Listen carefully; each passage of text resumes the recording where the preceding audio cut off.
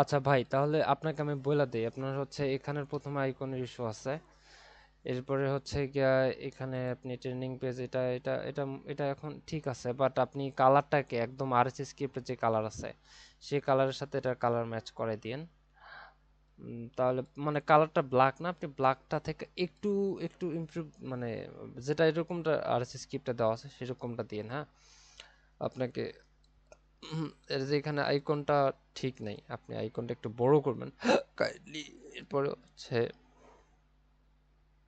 Like, ঠিক আছে, আপলোডের মধ্যে এই ভেরিফাইডটা আসার দরকার নাই।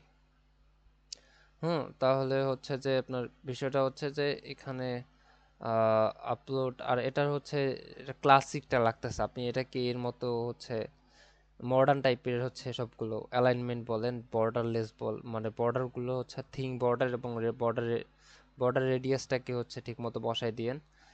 তারপরে হচ্ছে যে আপনার, ও আপনি এগুলো প্রোফাইল পেজে এখনো হাত দেনই নেই। আচ্ছা আচ্ছা।